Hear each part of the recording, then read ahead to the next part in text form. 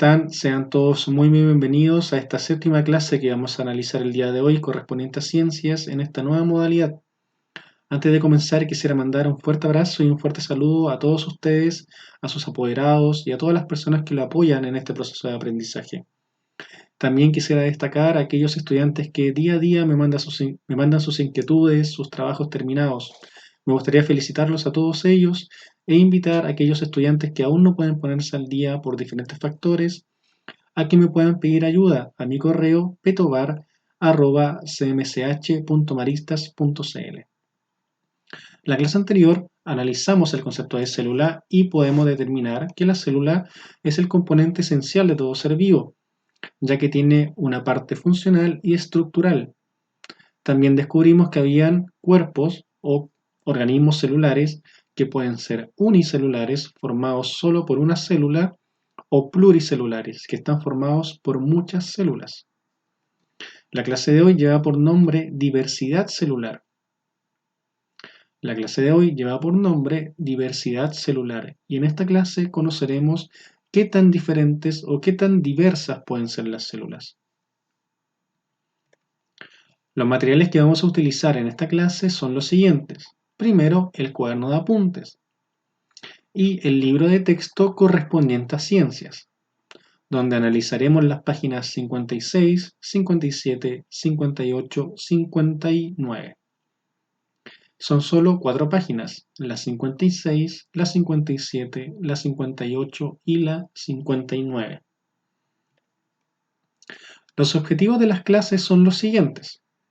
Comprender el concepto de células eucariontes y procariontes, comprender el concepto de célula eucarionte y procarionte, y conocer las principales diferencias y semejanzas entre estas células. Conocer las principales diferencias y semejanzas de estas células.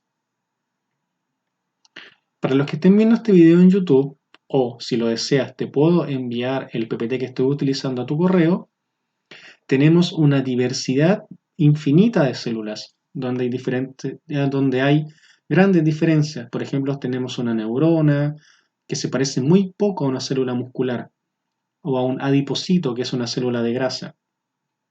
Y esta neurona se parece muy poco a una bacteria. Acá tenemos diferentes organismos eucariontes y procariontes. Hoy vamos a definir ese concepto. Vamos a conocer qué se entiende por un organismo eucarionte y un organismo procarionte. El libro nos invita a analizar una imagen, que es la imagen de una punta de un alfiler ampliada 7 veces. Si ampliamos esta imagen 875 veces, podemos ver unos bacilos o unos cilindros anaranjados que parecen un Chester, ¿cierto?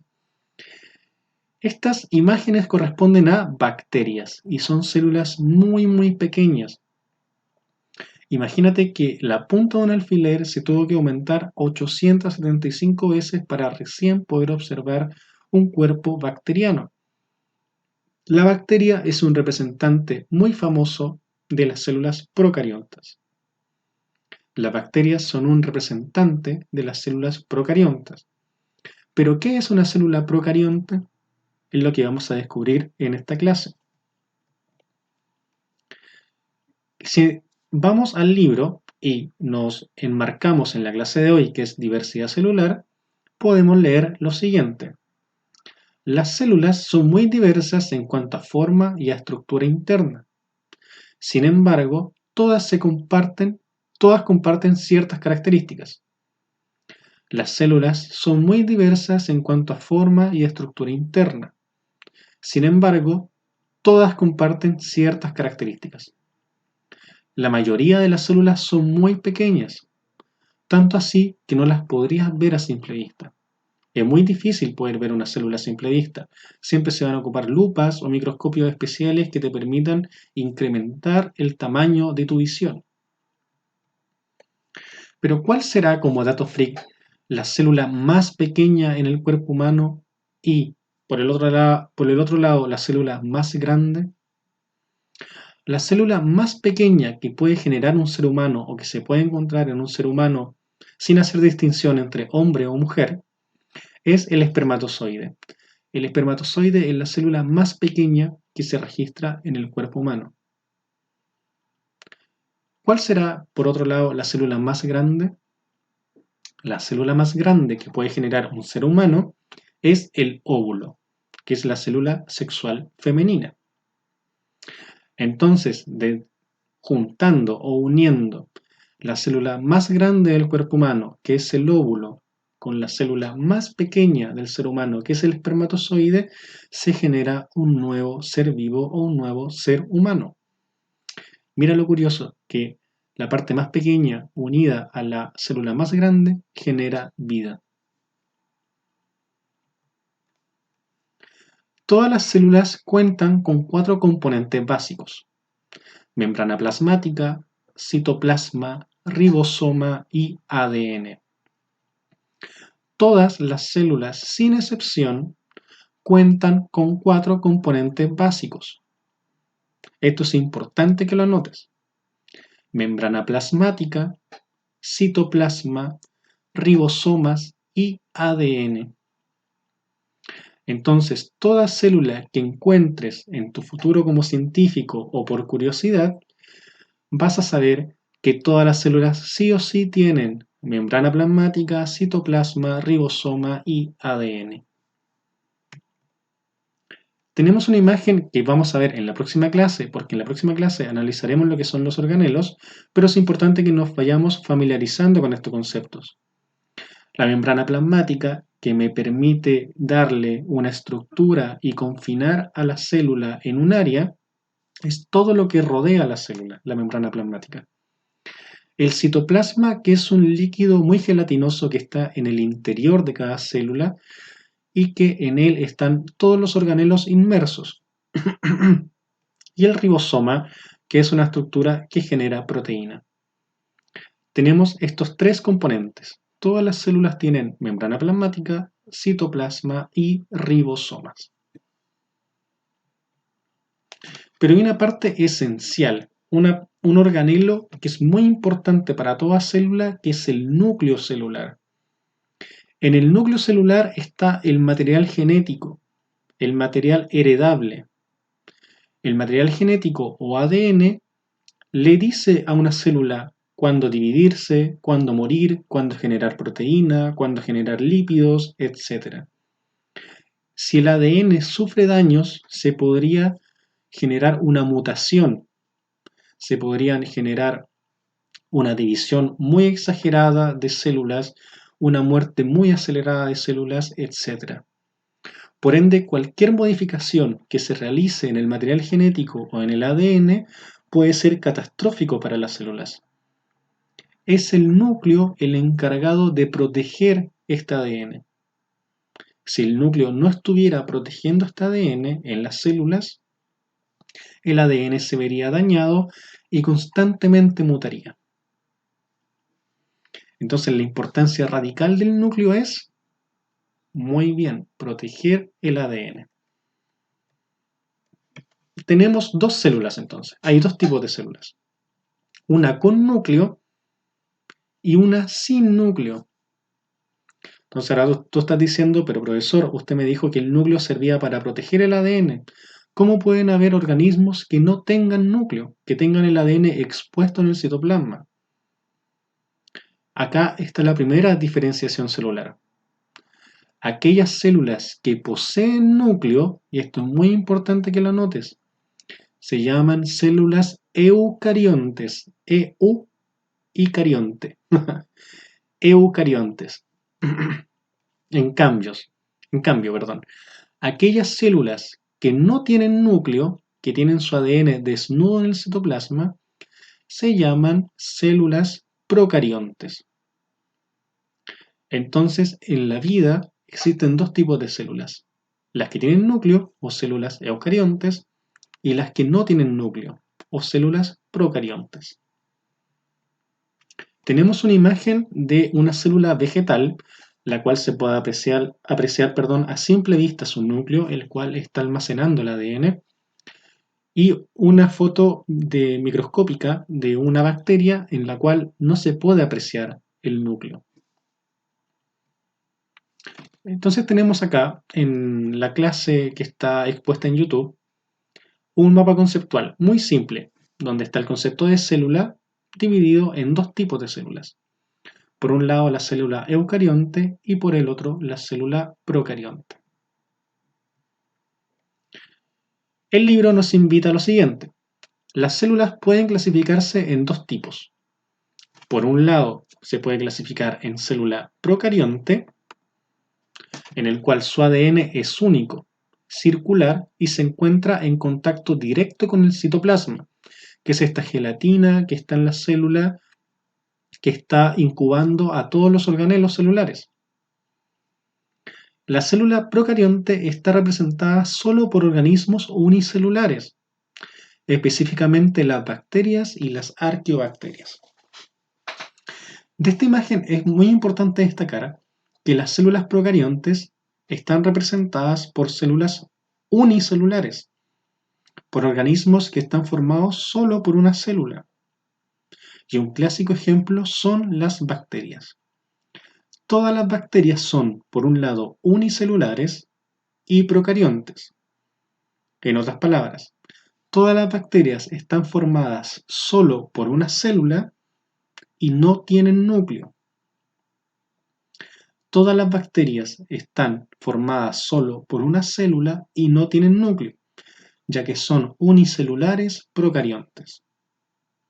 Recordando lo que dijimos hace poco, las células procariontes son aquellas que carecen o no tienen núcleo. Las células procariontes son considerablemente más pequeñas que las células eucariontes. Entonces, cuando te pregunten qué célula es más grande, la eucarionte o la procarionte, fácilmente vas a poder recordar que las bacterias son muy pequeñas. Como las bacterias son procariontes, las células procariontes entonces son las más chiquititas.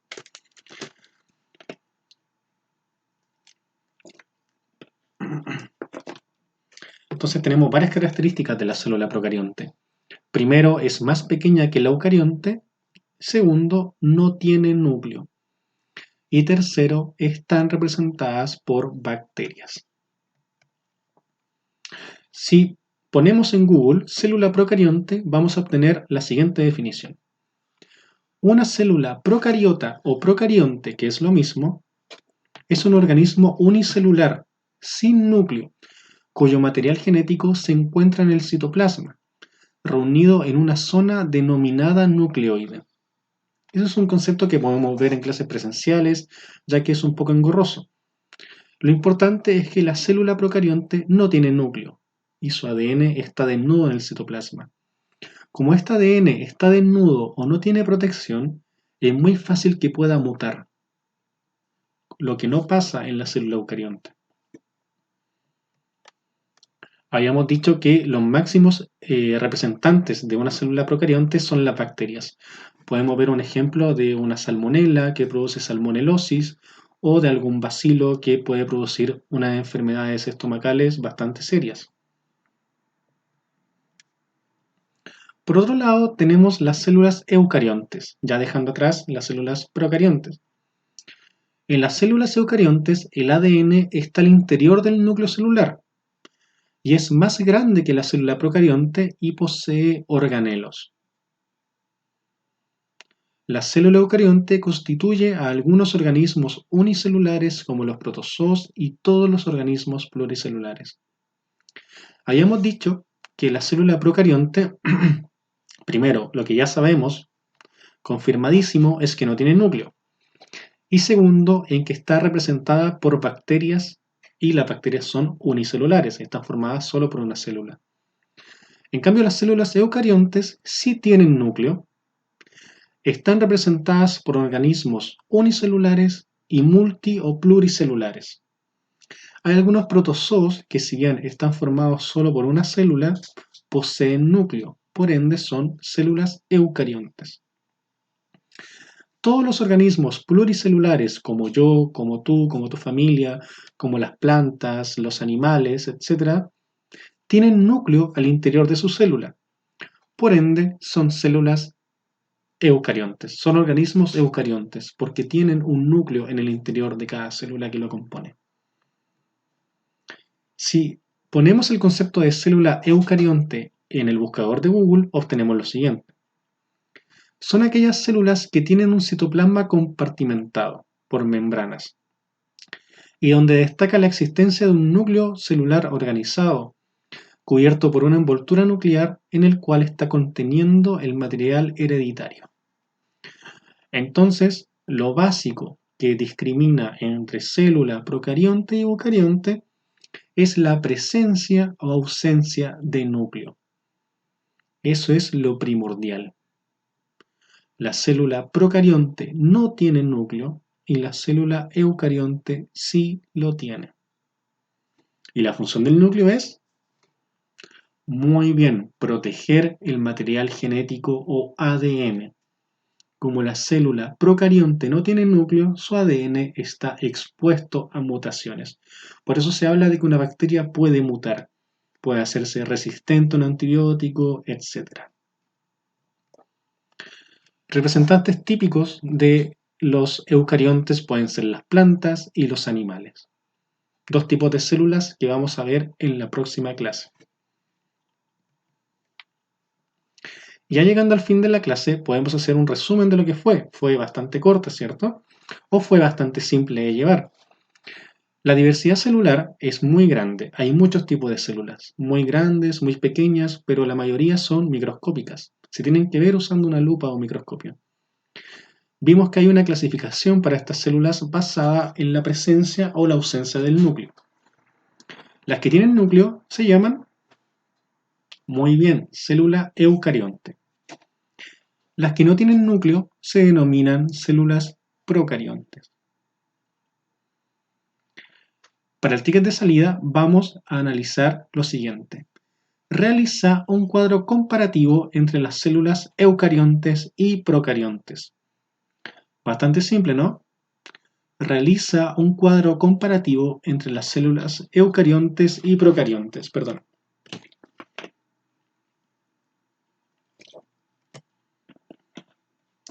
Y yo te ofrezco la siguiente tabla. Tenemos por un lado el concepto de célula procarionte y el de célula eucarionte. Y tenemos una columna que nos indica cierta característica. Por un lado, posee núcleo. ¿La célula procarionte tiene núcleo? No, ¿cierto? Entonces pongo no. ¿La célula eucarionte posee núcleo? Sí. Entonces, donde dice posee núcleo, ponemos sí. Número de células. Las células procariontes están representadas por células unicelulares. Entonces, solo están conformadas por una célula. En cambio, la célula eucarionte, algunos protozoos son unicelulares. Por ende, en célula eucarionte hay de los dos tipos, organismos unicelulares y organismos pluricelulares. Habíamos dicho algo del tamaño. ¿El tamaño de la procarionte será más grande o más pequeño que el de la célula eucarionte? Y algún organismo representativo. En la célula procarionte, sabemos de por sí que las bacterias siempre van a ser de ese tipo de clasificación. ¿Cuál será un organismo representativo del eucarionte? ¿Puede ser una bacteria? O mejor puedo poner un perro, una planta, un ave, etc. Muy simple la tabla de realizar. Y por último, vamos a colocar las semejanzas de estos dos tipos de células. ¿En qué se parecerán? Habíamos dicho que habían organelos que estaban sí o sí en todas las células, ¿te acuerdas? Podía estar el ribosoma quizás, la membrana. Puedes revisar tu cuaderno, los apuntes o puedes ver nuevamente esta clase en YouTube y anotar las semejanzas y las diferencias de estos dos tipos de células.